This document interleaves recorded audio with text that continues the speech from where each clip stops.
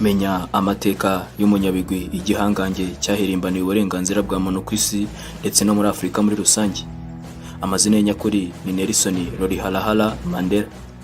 Yari umunyepolitike n'impirimbanyi ku burenganzira bwa muntu, akaba yaramenyekanye nk'umuntu wabashije kurwanya ivanguraruhu rya apartheid ryakorerwaga abirabura muri Afurika y'Epfo. Bikaba ari byo byamugize intwari ku isi yose, ndetse akaba yarabaye perezida wa mbere w'umwirabura w'icyo gihugu. Urubuga rwa Google narwo rwizihiza isabukuru Nelsonmandela yari kuba yizihiza yaza kuba akiriho. Yavutse tariki 18 Nyakanga mu 1918. Avukira mu cyaro cya Muvezo mu ntara ya Matata. Akaba yarahawe izina rya Rihalala, akaba ari ijambo ryo mu kirimi cya Saza rivuga guteza ibibazo. Ariko nyuma za kongererwaho izina Madiba ariko mora mu bwoko.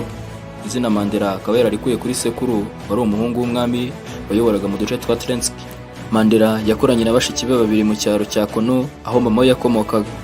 Akaba yarakundaga gukorakoranya abasore b'urungano. Ababyeyi be bombi ntibari bazi gusoma no kwandika, ariko bari abakristu ba Methodist. Nyina yamujyanye mu ishuri afite imyaka 7 y'amavuko.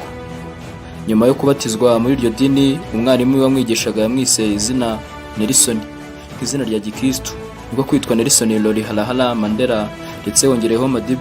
Arangije amashuri abanza n'ayisumbuye, Mandela yize muri kaminuza muri University College of Health. Aza kuhirukanwa maze akomereza muri University of South Africa.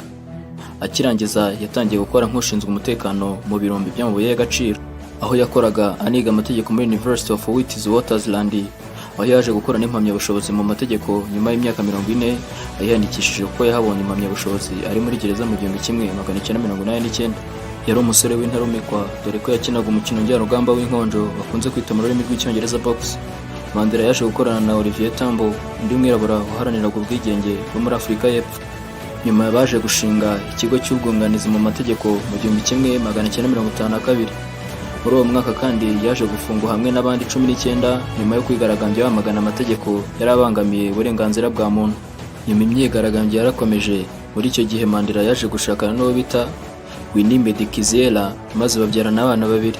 Nyuma Mandela yaje guhindura amazina ye, yitwa David Motsamaye, maze azenguruka ibihugu bya Afurika ndetse n'Ubwongereza akusanya inkunga yo gutegura intambara. Yanakoze imyitozo mu kigo cya gisirikare muri Maroc ndetse no muri Ethiopia. Mandela yatowe kuba perezida wa Afurika y'Epfo ndetse no kuba perezida wa mbere w'umwirabura mu mateka y'icyo gihugu ku itariki 27 Mata 1994. Anatsinda amatora, maze ukwezi gukurikiyeho aba perezida wa mbere w'umwirabura wa Afurika y'Epfo. Tariki 5 Ukuboza mu mwaka wa 2013 nibwo urugendo rwa Mandela yaramaze ku isi rwarangiye. Akaba yaritabye Imana aguye i Johannesburg azize indwara yo mu myanya y'ubuhumekero.